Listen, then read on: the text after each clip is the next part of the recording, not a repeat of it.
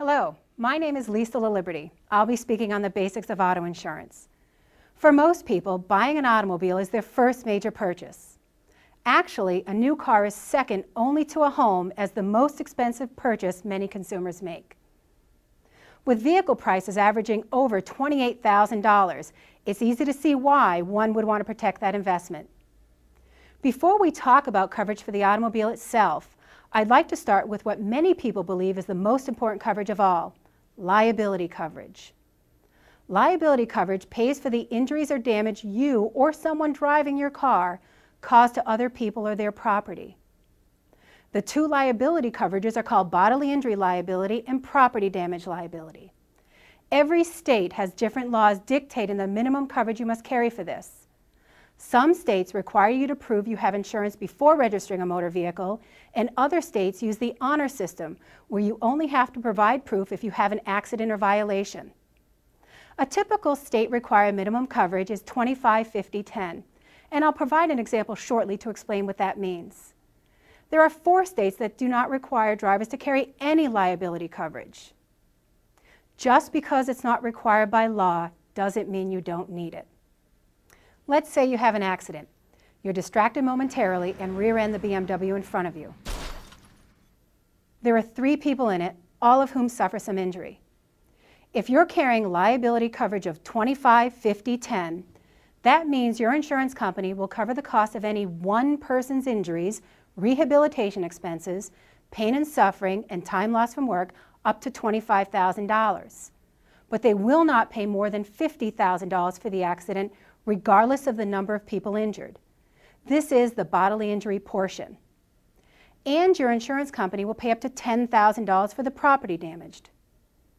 So 3 people are injured. Let's say their injuries total $75,000. And the BMW has rear-end damage of $13,000. Your policy will pay for $50,000 for all injuries and $10,000 for the property damage. Where does the remaining $25,000 for bodily injury and $3,000 for property damage come from? Once your policy pays the maximum limits, you could be held personally responsible for the remaining amount. It's generally recommended that you carry more than the state minimum coverage to protect yourself from this financial risk. The next coverage under an automobile policy is medical payments coverage. This provision protects you and your passengers if you're hurt in a car accident, regardless of who's at fault. The coverage also extends to you and your family members if you're a passenger in someone else's car or if you're a pedestrian injured by an automobile. Medical payments coverage pays the medical bills resulting from an accident up to a per-person maximum, commonly $5,000. There are no deductibles and no waiting period under this coverage, and prescription drugs related to the injuries are covered. Consider that accident with the BMW again. Let's say that you and your passenger are both injured and taken by ambulance to the hospital. Medical payments coverage of $5,000 will cover the cost of the ambulance ride, the emergency room visit, and subsequent doctor's visits up to $5,000 per person. If your medical bills total $7,000 and your passengers total $3,000, the policy will pay $8,000 under this coverage. Some states have a medical payments coverage known as personal injury protection, or PIP. This coverage may have a deductible, and it may allow you to collect for lost wages and rehabilitation expenses, 2 things that regular medical payments coverage does not cover. A third coverage provided by an automobile insurance policy is uninsured and underinsured motorist coverage. This coverage is quoted similarly to bodily injury liability. Even though mandatory insurance laws exist in 48 states, nearly 15% of all accidents are caused by uninsured drivers. Uninsured motorist coverage provides protection for you and your passengers when you're injured in an accident with an uninsured motorist. It will cover your medical bills, rehabilitation expenses, lost wages, pain and suffering, things you could have claimed against the at-fault party's insurance if they had it. Underinsured motorist coverage will cover those same losses if the at-fault party's coverage is insufficient for your loss. Keep in mind, in most states, the uninsured, underinsured motorist coverage applies to injury only and not for damage to your vehicle. Protection for your automobile is provided under the collision and comprehensive portions of a policy. Collision coverage applies when you have an accident involving another vehicle or an object, such as a telephone pole, a guardrail, a building, or when you overturn your vehicle. Comprehensive coverage applies in losses involving fire, theft, vandalism, broken glass, hitting an animal, flood or hail damage, or other losses not caused by collision. These coverages have a deductible, the amount you must pay before the insurance company pays for damages. Common collision deductibles are $500 or $1,000, and common comprehensive deductibles are $100 or $250.